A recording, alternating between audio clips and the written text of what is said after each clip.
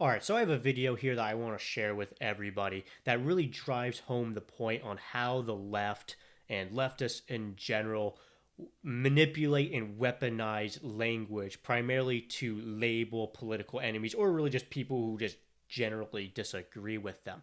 We've known that they've been doing this for decades, and quite frankly, they are very uh, quite successful at doing so for a few reasons I'll dive into later in this video. But we know that they constantly manipulate and weaponize language in order to label political enemies, right? Some of the bigger ones, racism. If you disagree with them, you're a racist. If you vote for someone they don't like, well, now you're just a Nazi and a fascist or whatever. And the list is quite long on words that they have manipulated and weaponized against political enemies. And the newest one, obviously, is, over the last year and a half or so, has been the term anti-vax. And this video here, which really is a perfect example of that.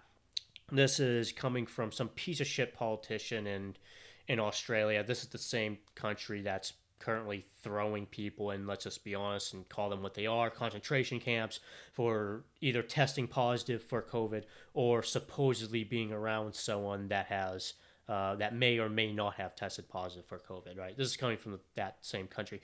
So, but then again, all politicians are the same, so this is really shocking.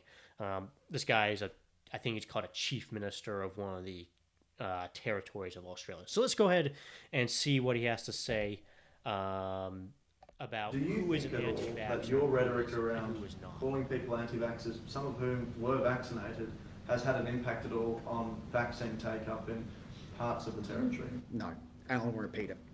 If you are anti-mandate, you are absolutely anti-vax. I don't care what your personal vaccination status is. If you support, champion, give a green light, give comfort to, support anybody who argues against the vaccine, you are an anti-vaxxer, absolutely. Your personal vaccination status is utterly irrelevant. If you campaign against the mandate, if you campaign against people being vaccinated in vulnerable settings, teachers in classrooms, I'll be really clear, at that point in time, people were actually supporting the idea of a teacher being unvaccinated in a remote community classroom with kids who cannot be vaccinated. I reject that utterly, and I still reject it. And if you are out there in any way, shape or form campaigning against this mandate, you are absolutely anti-vax. If you say pro-persuasion, stuff it, shove it. We are absolutely going to make sure as many Territorians as possible are vaccinated. That is our best protection against this thing. And if you look at the Doherty modelling, it's only come out since, that says if you double dose 80 in remote communities, 5 and up, I think you'll see. So yeah, I mean, the level of contempt this guy has for people who disagree with him is pretty outrageous, which again, this isn't shocking coming from politicians. They're all pieces of shit. And like I said, there's a lot of content that can come from this video, and there's a lot of things you can talk about. But again, the primary purpose I'm showing this is to show how the leftists, authoritarians in general, manipulate and weaponize language. So think back to 2019 for a second. Who was an anti-vaxxer? What was an anti-vaxxer?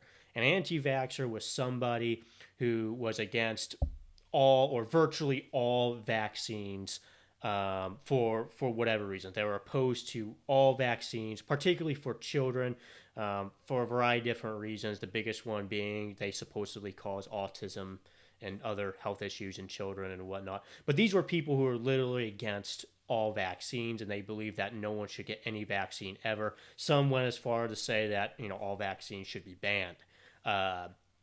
Which, again, I'm not going to debate on that topic. That's not the point of this video. But that's who an anti-vaxxer was. Someone who was against all vaccines for whatever reason.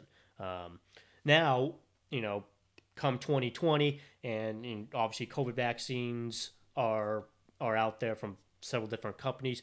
Now, again, the left has manipulated and weaponized the term anti-vaxxer to label political enemies. Now, an anti-vaxxer is someone who, for whatever reason, doesn't want to get the COVID-19 vaccine.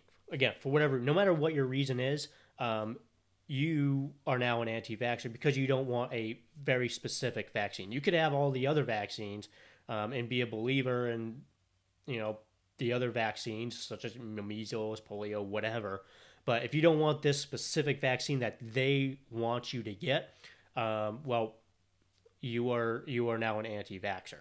So again, this is goes to show you how they manipulate and weaponize language, and it always evolves. By the way, so now it used to be an anti-vaxxer used to be someone who just doesn't want to get the vaccine, but now there's a lot of people who have gotten the vaccine and may even be, I guess you could say, pro COVID vaccine, right? So they've gotten it. They think that people should get it. They would advocate for people to get it.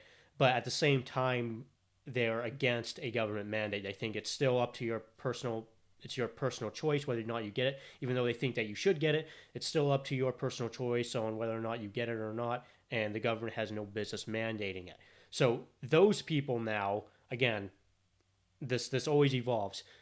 Even though they've already gotten it and they're even that pro-vaccine, if they're against the mandate, they're against the government forcing you to get the vaccine, you're now anti-vax. See, this is how this evolves and how the left constantly manipulates language, and it never ends, right? So again, the 2019 definition of anti-vax, which is still the legitimate definition. Don't let these people manipulate language.